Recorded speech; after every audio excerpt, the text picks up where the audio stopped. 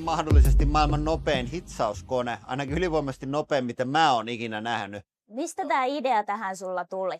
Meihin otettiin yhteyttä, asiakkaalla oli tarve hitsata todella nopeasti ja monimutkaisia muotoja, ja siihen ei sitten robotti tietenkään kykene niihin nopeuksiin ja kiihtyvyyksiin eikä tarkkuuksiinkaan. Ja sitten lähdettiin rakentaa ideasta ensimmäistä konetta. Tämä kykenee 3G kiihtyvyyksiin. Tämähän on sitten vielä rakennettu tämä kone niin, että täältä käyttöliittymästä voidaan valita, että millä kiihtyvyydellä tämä kone ajaa. Täältä on valittavissa 1G, 2G ja 3G. Että jos et sä tarvi 3G:tä, niin älä myöskään laita sitä, koska kone rasittuu tietysti enemmän.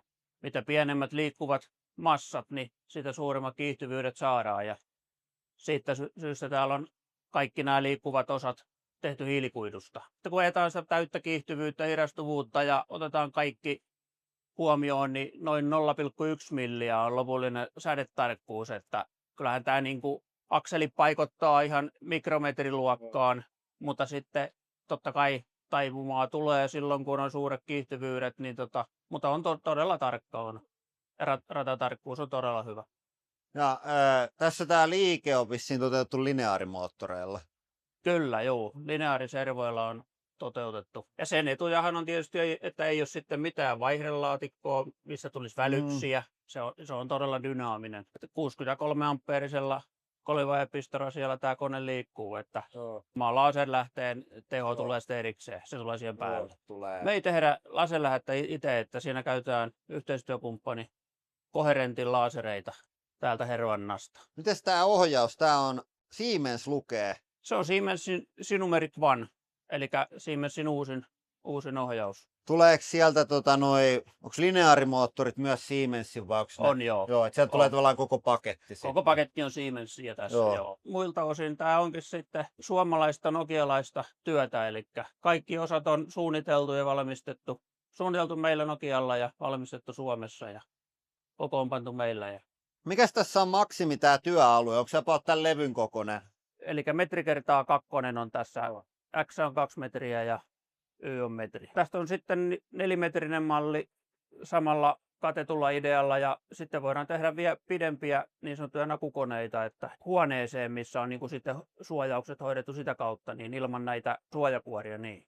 Missä tässä on tehoelektroniikka ja sitten kaikki? Onko tuo takana vielä jotain? Se on tuo takana, joo, ja kaikki on integroitu tähän samaan koneen runkoon, että sillä vähän eri lailla kuin perinteisissä työstökoneissa, eli aika kompakti.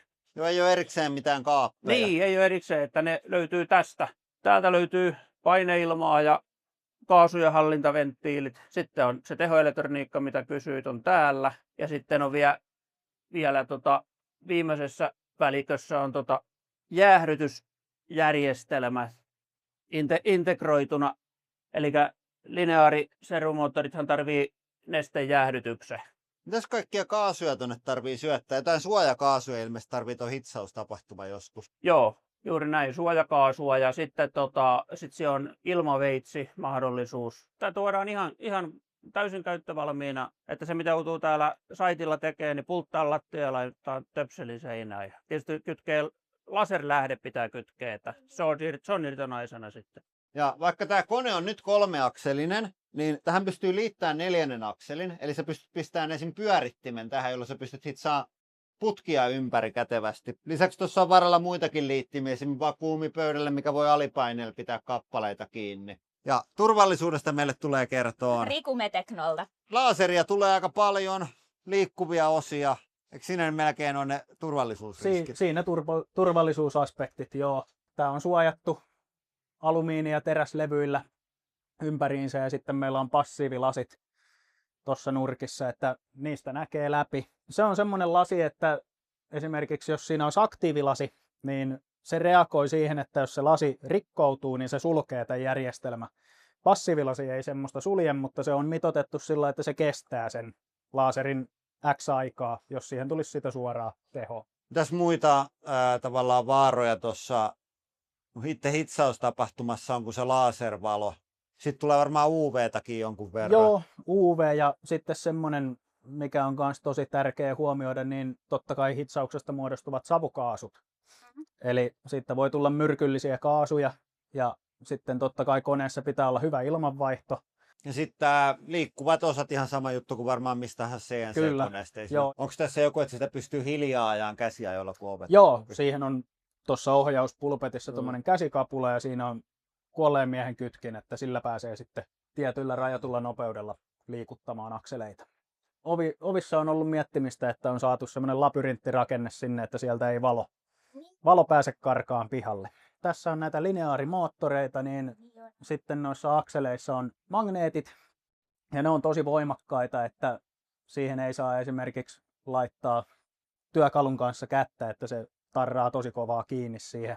Sama kaikki elektroniikka, että jos siihen älykellon vie lähelle, niin se on entinen älykello. Miten tämä kone edes pysyy paikallaan, kun tämä koko hässäkkä heiluu täällä sisällä? Tämä on kuitenkin aika iso kokonaisuus. Näki hyvin tuolta yläkamerassa. Siinä sattuu aika paljon kaikenlaista. Kyllä, että tosiaan kun on hiilikuidusta tehty kokonaisuus, niin tämä kaikki liikkuva, niin se on semmoinen noin 230 kiloa, mitä siinä heiluu. Että jos se olisi terästä, niin olisi aika kovempi rytinä. Mites nämä mittasauvat? Onko ne ihan tavalliset? Tuleeko tuossa liikaa nopeutta tavalliselle mittasauvalle? Onko siinä ollut mitään ihmeellistä tuossa paikan mittaamisessa? Se on ihan niin sanotusti perus Joo. mittasauva. Mikä tässä muuten on edes maksimiliikennopeus? Se on rajoitettu tähän koneeseen 1 metriä sekunnissa X- ja Y-akselille. Joo. Sitten jos olisi tosi pitkä kone, niin voisi olla joku nopeampi pikaliike vielä periaatteessa. Voisi ottaa vähän enempi irti. Sitten voidaan katsoa vähän tätä käyttöliittymää Anssin kanssa. Sä oot nyt tästä Siemensin käyttöliittymää, mutta muun koodin sä oot tehnyt tähän ohjelmistoon. Juurikin Mitä on. näin. Elikkä ohjelmointi on suoraan mun käsiala. Tämä on aika samannäköinen kuin jossain Jyrsin koneessa.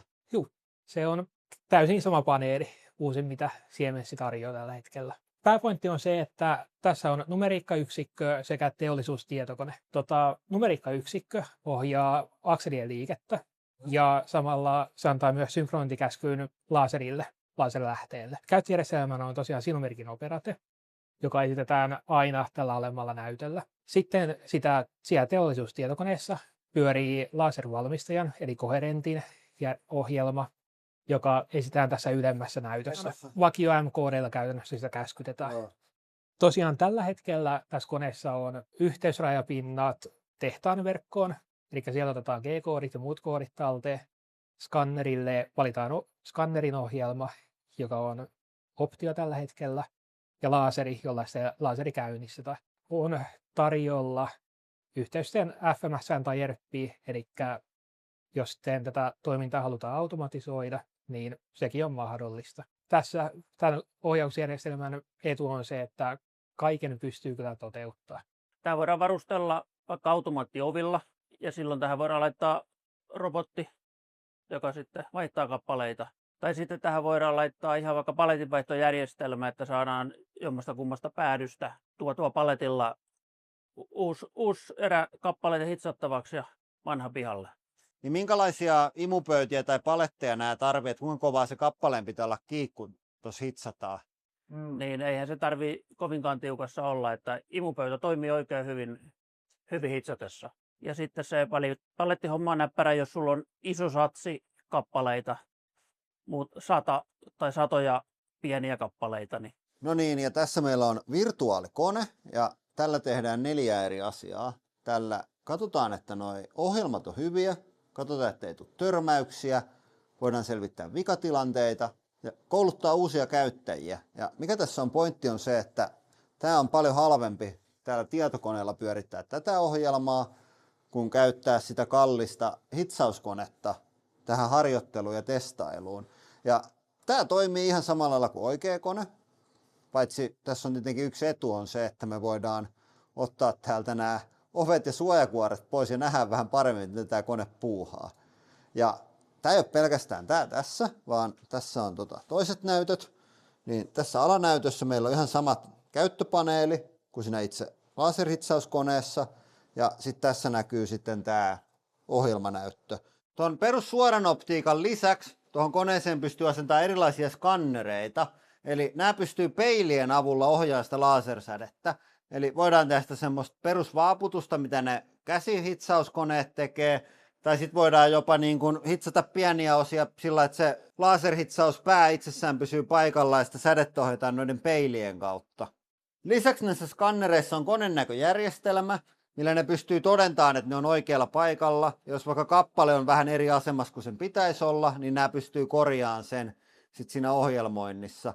Ja nämä juttelee suoraan tuon tietokoneen kanssa, eli siinä on rajapinta valmiina näiden ohjausta varten. Ehkä nyt herää kysymys, että mitä tällaista kannattaa tehdä? Mitkä osat on parhaita tälle? No varmaan semmoiset suuret sarjat ja sitten tietyt tekniset ratkaisut, kuten prismaattiset akut, jäähdytyslevyt, lämmönvaihtimet esimerkiksi. Joo. Me voidaan tehdä ihan tämmöinen identtinen, mutta yhtä helposti voidaan tehdä pikkusen varioitu versio. Miten sitten, mistä näitä saa? Teiltä näitä saa? Joo, meiltä saa Meteknolta. sales@metekno.fi